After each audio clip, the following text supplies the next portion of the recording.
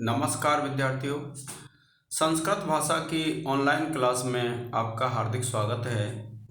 और आज हम पढ़ रहे हैं महाकवि कालिदास का जो मेघदूत है और मेघदूत के पूर्व मेघ का पहला श्लोक 16वां श्लोक। देखिए, ये जो श्लोक है, जब हमने इसकी कथा प्रारंभ की तो कथा कहाँ से प्रारंभ की थी? रामगिरी आश्रम से। रामगिरी आश्रम पर आपका जो यक्ष है वह रहता है, और यक्ष जो रामगिरी आश्रम पर रहता है वह यक्ष क्या है? मेघ से प्रार्थना करता है।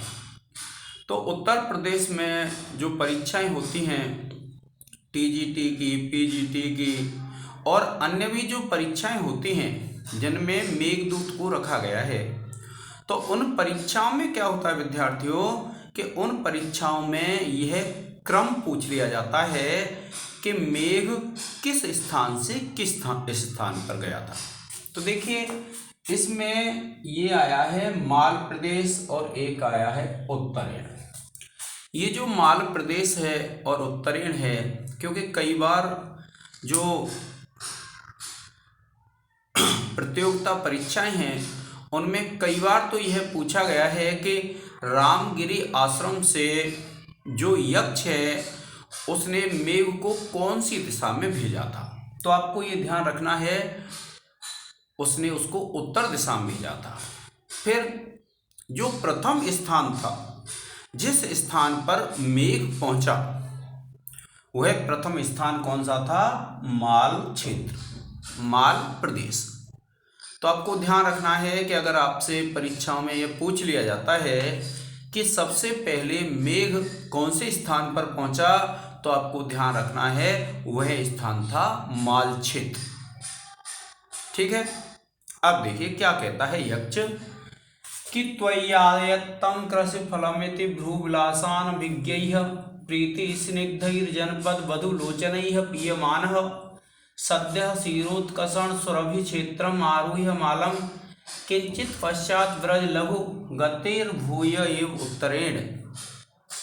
क्या कहता है? देखिए, त्वयि आयत्तम, त्वयि कहते तुम्हारे, आयत्त कहते अधीन, कि तुम्हारे अधीन कृषि फलमिति, कृषि का फल है। क्या बताया? त्वयि आयत्तम कृषि फलमिति, कि जो कृषि का फल है, जो खेती का फल है, वह तुम्हारे अधीन है। क्योंकि खेती कब होती है?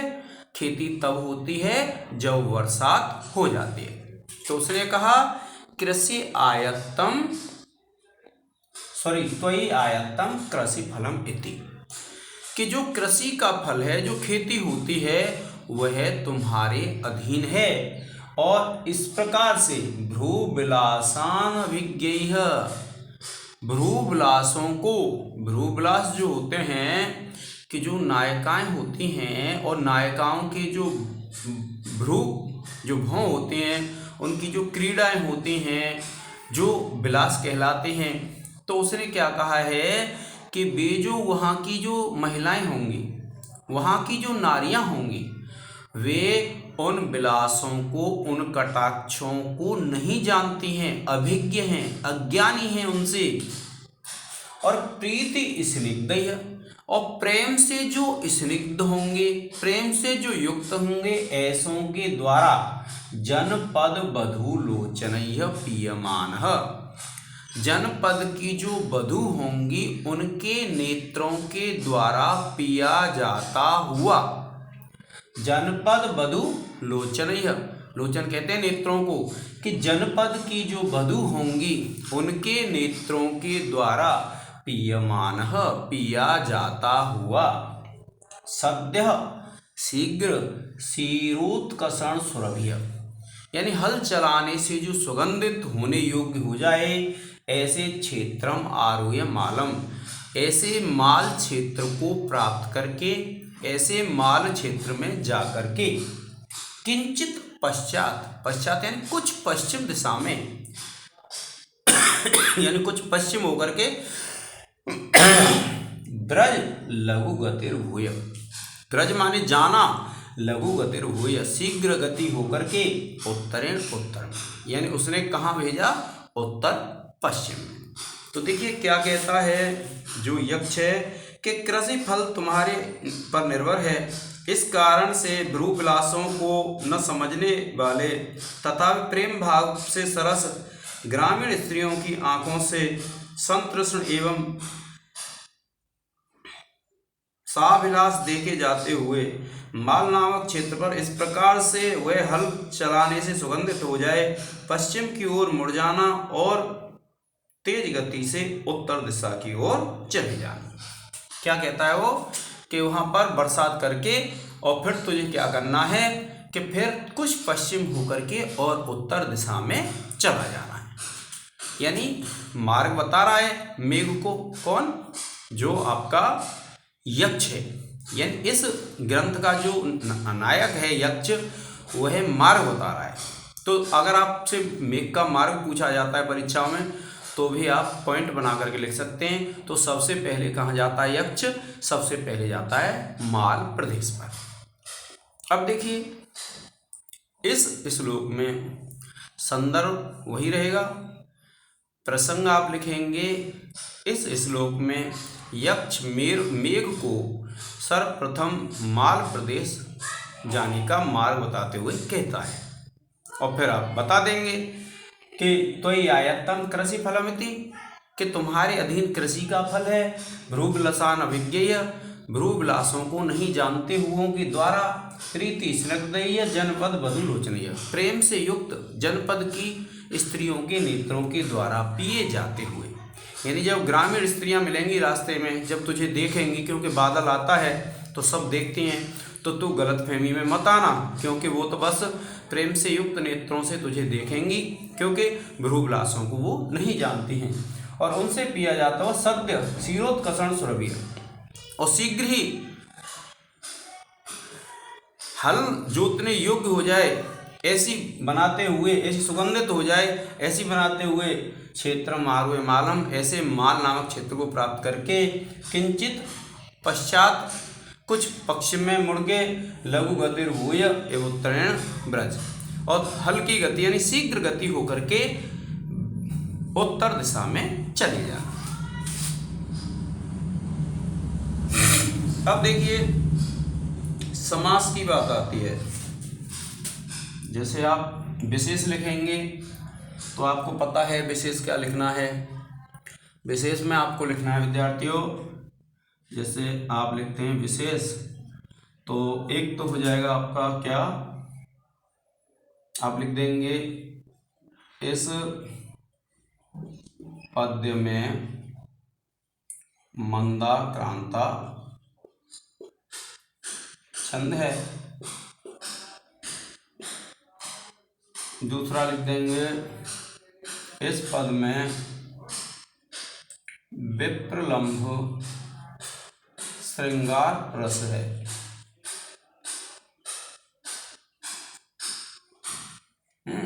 इस तरीके से आप लिख देंगे। अब देखिए उसके बाद आपको लिखनी होती है व्याकरण टिप्पणी। तो व्याकरण टिप्पणी में हम क्या करते हैं कि समास लिख लेते हैं। अब समास है, जैसे आप लिखेंगे व्याकरण टिप्पणी,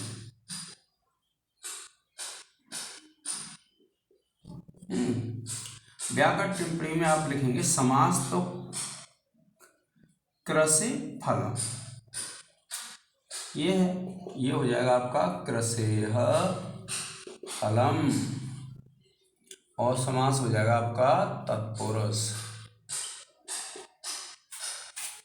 फिर उसके बाद जो दूसरा लिखेंगे आप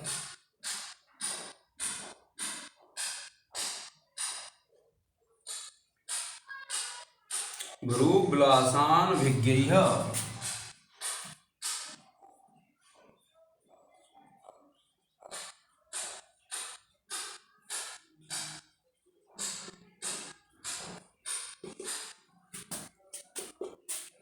इसका जो विग्रह है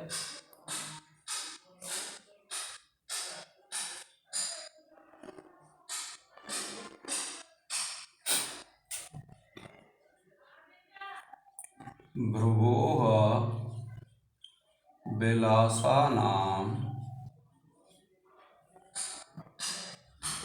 अनभिज्ञेय, इसमें भी विद्यार्थियों तत्पुरुष समास हो जाएगा।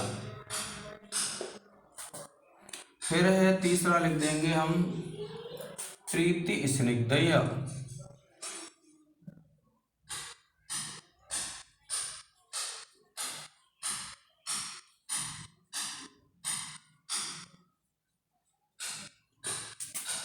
आप लिख देंगे प्रीत्या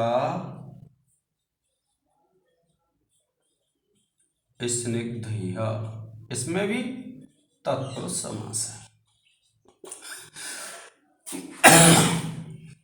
अब देखिए इसके बाद जनपद वधूलोचनई है, उसमें भी आपका तत्पुरुष समास हो जाएगा। और हैं तो इस प्रकार से। अब देखिए व्याकरण टिप्पणी लिखेंगे, और जो व्याकरण टिप्पणी है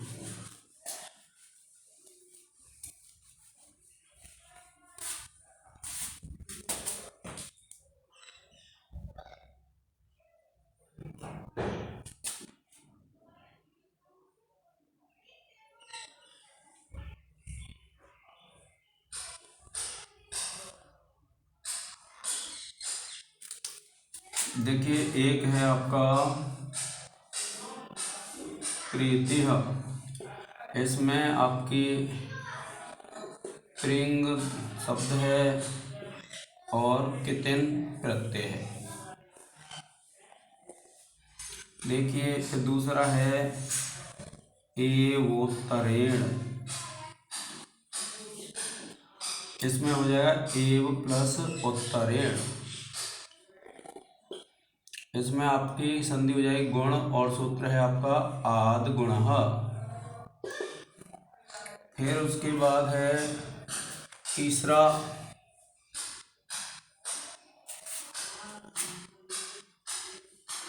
पीयमानः, तो आप लिख देंगे पीय प्लस सानच।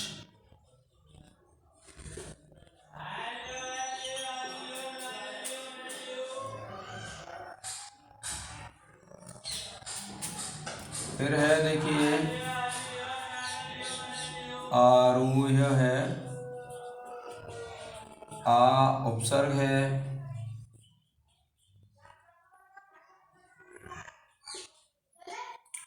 रूह धातु प्लस ल्यप प्रत्यय है। फिर देखिए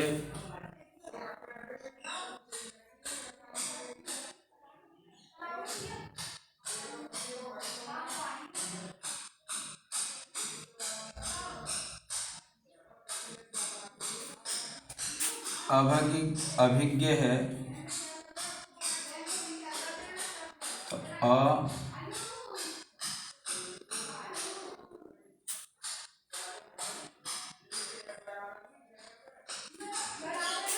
अभि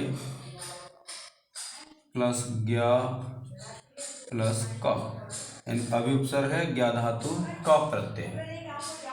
इस प्रकार से आपकी व्याकरण टिप्पणी है, और भी हो जाएंगे इसमें विद्यार्थियों, तो आप पढ़ लेंगे। देखिए जैसे त्वयायत्तम है,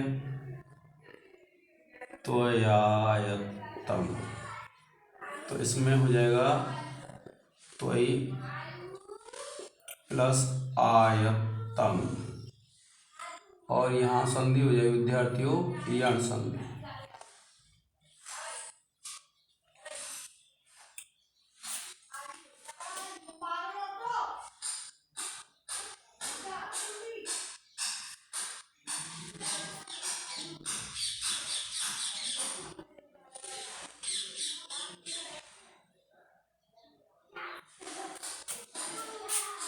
उत्तरेण है, तो यहाँ उत्तर प्लस एन प्रत्यय है। तो इस प्रकार से विद्यार्थियों ये व्याकरण टिप्पणी हो जाती हैं। तो आज के इस लेक्चर में विद्यार्थियों में इतना ही पढ़ेंगे। जय हिंद, जय भारत।